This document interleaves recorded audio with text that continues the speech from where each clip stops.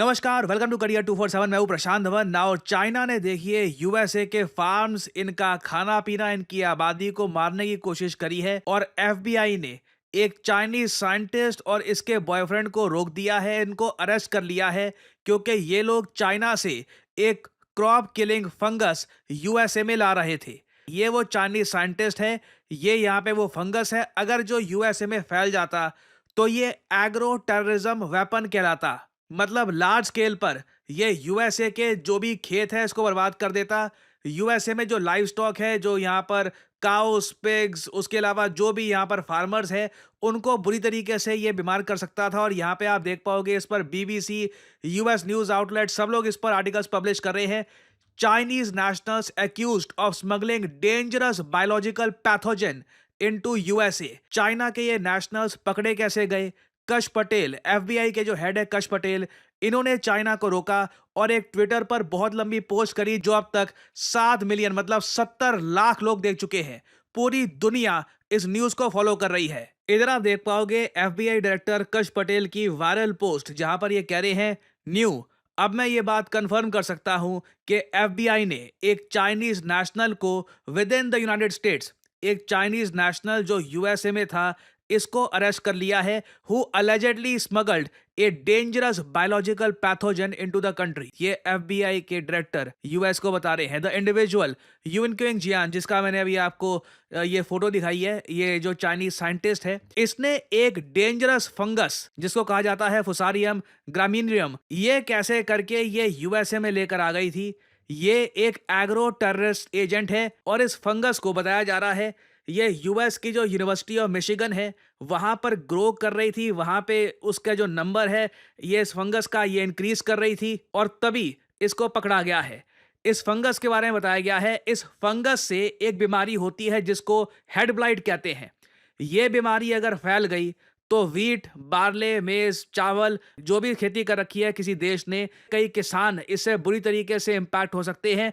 अगर वो देश फूड के मामले में प्रॉपरली सिक्योर नहीं है तो भुखमरी हो सकती है उस देश में। और साथ ही साथ यहाँ पर यह भी लिखा है कि एक बार ये बीमारी फैल गई ना तो इससे हेल्थ इश्यूज होते हैं in both humans and live stock. एक डेंजरस बायोलॉजिकल पैथोजन है जो चाइना की स्टूडेंट यूएसए में ले आई थी। और एफबीआई के डायरेक्टर ने यह भी कहा है इस फंगस की वजह से हर साल कई देशों को बिलियंस ऑफ डॉलर्स का इकोनॉमिक लॉस फेस करना पड़ता है। जो ये चाइनीज साइंटिस्ट है, इंटरेस्टिंगली, क्या आप सरप्राइज हैं ये जानकर, इस चाइनीज साइंटिस्ट का डीप कनेक्शन है चाइना की कम्युनिस्ट पार्टी के साथ। चाइना की सरकार ने इस साइंटिस्ट को पैसे भी दिए हैं।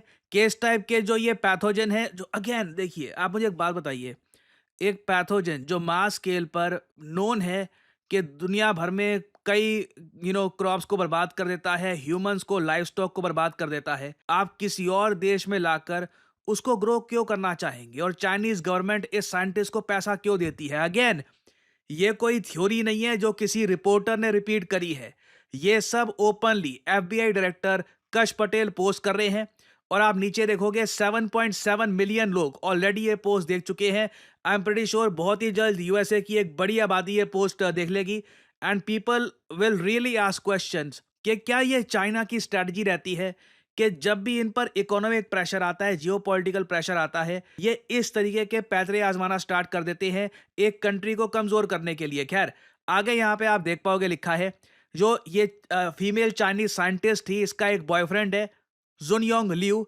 ये चाइना की एक यूनिवर्सिटी में पढ़ता है जहां पर ये रिसर्च करता है सेम पैथोजन पर। लिू ने पहले तो देखिए झूठ बोला है और फिर एडमिट कर लिया कि हाँ, इसने ये जो फंगस है गलत तरीके से इलीगली यूएसए में स्मगल किया था। अगेन मैं फिर से रिपीट कर दूं, कहीं से भी इस सब में ये अज्यूम मत कर लेना कि जी यूएस चाइना की रिसर्च चल रही होगी, ये फंगस चाइना से यूएस में आया होगा स्टडी के लिए। नहीं, everything done here was illegal. और मैं नहीं मान सकता इस कैलिबर का साइंटिस्ट उसको पता ना हो कि गलत तरीके से फंगस अगर चाइना से यूएस में लाया जाए तो ये एक इंटरनेशनल लॉ की भी एक बड़ी वायलेशन होगी। तो अभी के लिए दोनों जो इंडिविजुअल्स हैं चाइना के, इनको चार्ज किया गया है with conspiracy, smuggling goods into United States, false statement, visa fraud भी इन लोगों ने यहाँ पर किया है। और फाइनल जो यहाँ पर लाइंस हैं, ये मैं कहूंगा इंडियंस के लिए भी बहुत इंपॉर्टेंट है। इन्होंने यहाँ पर ये कहा है, ये जो केस है ये एक रिमाइंडर है कि चाइना की कम्युनिस्ट पार्टी लगातार काम कर रही है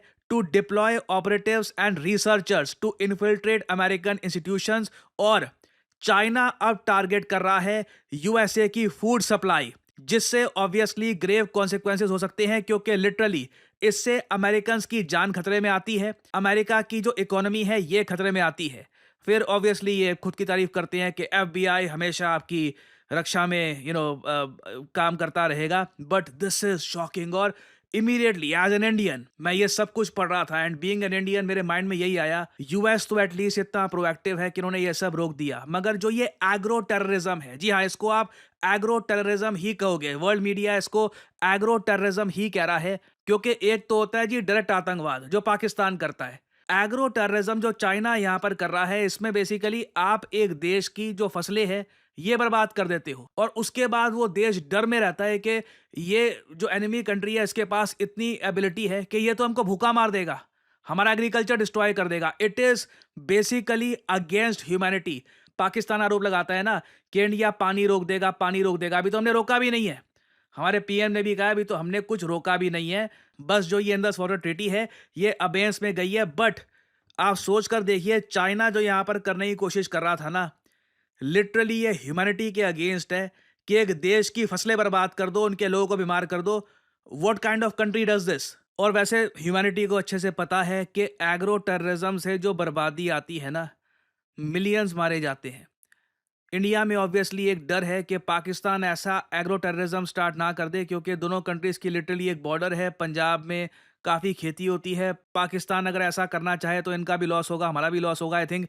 इसी वजह से पाकिस्तान ने भी कुछ ऐसा किया नहीं है, क्योंकि इंडिया की जो ब्रेड बास्केट स्टेट है जिसको हम पंजाब कहते हैं, इधर यहाँ पे आप देख पाओगे ये इंडियन साइड का पंजाब है, ये पाकिस्तान साइड का पंजाब है। अगर पाकिस्तान ऐसा एग्रो टेररिज्म करता है तो जो भी ये यहाँ पर फंगस फैलेगा वो ना सिर्फ हमारे यहाँ फैलेगा, पाकिस्तान में भी फैलेगा, और जो भी थोड़ा बहुत एरिया है पाकिस्तान का एरेबल लैंड ये डिस्ट्रॉय हो जाएगा। तो आई डोंट थिंक इसलिए पाकिस्तान कभी एग्रो टेररिज्म इंडिया के अगेंस्ट करेगा। बाकी जिस टाइप के ये लोग हैं, ये लोग ट्राई हो सकता है कि करे इन द फ्यूचर के मध्य प्रदेश या फिर और स्टेट्स में करे, बट इनको पता है कि सिंस इंडिया की बॉर्डर पास में है, they might have to face consequences. China ने भी आप अगर देखो जो एग्रो टेररिज्म करने की कोशिश करी है, एक ऐसे कंट्री पे करी है जिसका कोई भी इम्पैक्ट चाइना पे ना हो। चाइना भी एग्रो टेररिज्म मुझे लगता नहीं है कि अपनी नेबरिंग कंट्रीज में करेगा, क्योंकि इनको भी हमेशा डर रहेगा कि इससे जो इन्फेक्शन है, जो ये पैथोजन है, बहुत ज़्यादा फैल ना जाए और अल्टीमेटली चाइना के फार्मर्स को भी इससे नुकसान ना हो। बाकी आप अगर हिस्ट्री में जाकर देखोगे तो एग्रो टेररिज्म कई साम्राज्य ट्राई कर चुके हैं। असीरियंस फॉर एग्जाम्पल, सीरिया की बात नहीं कर रहा, असीरियन एम्पायर की मैं बात कर रहा हूँ। 660 बीसी में इन लोगों ने अपने एनिमी कंट्री का जो पानी की सप्लाई थी इसको कंटेमिनेट कर दिया था, ताकि लार्ज स्केल पर लोग बीमार हो जाएं, लोग मारे जाएं। तो agro terrorism in the past बहुत अतीत में एक टाइम पे होता था। पिछले 50-60 सालों में मैं कहूँगा ये देखा गया नहीं है। बट चाइना ने जो ये कोशिश करी है, I am pretty sure US इसका प्रॉपर जवाब देगा। और आई थिंक अब टाइम आ चुका है कि यूएस एक लिटरल ग्रुप बनाए कंट्रीज का कि एग्रो टेररिज्म को हमें रोकना होगा, क्योंकि इस टाइप के वेपन्स बर्दाश्त नहीं होंगे। वेपन्स जो मिलियंस एंड मिलियंस ऑफ लोगों को मार देते हैं, ये ह्यूमैनिटी के अगेंस्ट है। We should never let this happen. So अभी इस टॉपिक से रिलेटेड बहुत सी अपडेट्स आएंगी, बहुत सी अभी न्यूज़ सामने आएगी। आई एम श्योर अभी यूएस कुछ बड़े एक्शन लेगा, उस पर मैं आपके लिए अपडेटेड वीडियोस लाता रहूंगा। देखिए, मेरा मानना है अगर आज के समय आप आर्टिफिशियल इंटेलिजेंस का इस्तेमाल नहीं कर रहे काम में, तो आप किसी और ही युग में जी रहे हैं, क्योंकि एआई की मदद से आप बहुत सारी जॉब्स कर सकते हैं, आप बहुत सारा पैसा कमा सकते हैं, अपने आप को अपस्किल कर सकते हैं। फॉर एग्जांपल, अगर मान लीजिए मैं दिखाना चाहता हूं कि कैप्टन अमेरिका ये मुंबई के किसी बिजी स्ट्रीट में वड़ा पाव खा रहा है और उसके ऊपर एक बहुत ही अट्रैक्टिव टेक्स्ट में लिखा है यमी, तो मैं आसानी से कर सकता हूं सही प्रॉम्प्ट डालकर। और इधर आप लोग देख सकते हैं, it was just that easy. इसके बहुत सारे वेरिएंट आप बना सकते हैं। अगर मैं चाहूँ कि इस इमेज को मैं मूव करवाना चाहूँ, तो इस तरीके से, जैसे कि अपनी स्क्रीन पे आप देख पा रहे हैं, मैं बहुत सारे जनरेटिव एआई सॉफ्टवेयर की मदद से इस इमेज को मूव करवा सकता हूँ, एक स्टोरी क्रिएट कर सकता हूँ। I can pretty much do anything. और ये सिर्फ एक छोटा सा, एक बहुत ज़्यादा छोटा सा एस्पेक्ट है जनरेटिव एआई का। जनरेटिव एआई की मदद से आप किताबें लिख सकते हैं, आप पर्सनालिटीज क्रिएट कर सकते हैं। You can pretty much do anything you want. और अगर आपने सही जगह से जनरेटिव एआई का कोर्स कर लिया, तो मैं आपको बता दूं, आप एक प्रॉम्प्ट इंजीनियर के रूप में नौकरी कर सकते हैं। जी हाँ, प्रॉम्प्ट इंजीनियर। कई लोगों को पता ही नहीं है कि ये नौकरी एग्जिस्ट भी करती है। कई लोग आराम से साल का 4 लाख से लेकर 6 साढ़े 6 लाख, जी हाँ, जो रियलिस्टिक सैलरी होगी वही मैं आपको बताऊंगा। कई लोग होंगे जो आज के समय कहते हैं कि जी हमारा कोर्स कर लो, फिर 25 30 50 लाख वगैरह। जो रियलिस्टिक चीज होगी वही मैं आपको बताऊंगा। प्रॉम्प्ट इंजीनियर को गूगल कर लीजिएगा, प्रॉम्प्ट इंजीनियर जॉब्स। आराम से 4 लाख से लेकर 6.5 के आसपास सैलरी होती है उसकी। और डिपेंड करता है आपके एक्सपीरियंस पे। And you can start your career. आप खुद का एआई स्टार्टअप कर सकते हैं, आप कंटेंट क्रिएटर बन सकते हैं। आप लोगों ने मुझको देखा है, मैं कंटेंट क्रिएशन में एआई का कितना इस्तेमाल करता हूं, आप सबको पता है। तो अगर आप जनरेटिव एआई को प्रोफेशनल तरीके से सीखना चाहते हैं, लाइव क्लासेस से, कि जहां पे आपके सामने टीचर हो, आप टीचर से सवाल पूछ पाओ कि जी ये प्रॉम्प्ट ऐसे क्यों डाला है, ये प्रॉम्प्ट में ये चीज अगर मैं ऐड करूं तो रिजल्ट ऐसे क्यों आता है, ये सब चीजें आप समझना चाहते हैं, तो करियर 247 का जनरेटिव एआई कोर्स हमने कर दिया है लॉन्च। आपको सिंपली क्या करना है, वीडियो के कमेंट सेक्शन में जाइए, यहाँ पे आपको लिंक मिल जाएगा, are generative AI for all. Now ध्यान दीजिएगा, इस कोर्स का नाम हमने स्पेसिफिकली रखा है जनरेटिव एआई फॉर ऑल। आप एक बिगिनर हैं, आपकी अभी तक नौकरी लगी नहीं है, आप नौकरी कहीं पर कर रहे हैं, खुद को अपस्किल करना चाहते हैं, कंटेंट क्रिएटर हैं, बेसिकली आप किसी भी स्टडी में आते हैं, तो करियर 247 का जो ये जेन एआई फॉर ऑल है, ये आपको काफ़ी हद तक हेल्प करेगा। और इस पूरे प्रोग्राम के एंड में ना, खुद का एआई स्टार्टअप आप कैसे बना सकते हैं उसका प्रोजेक्ट भी साथ ही साथ किया जाएगा।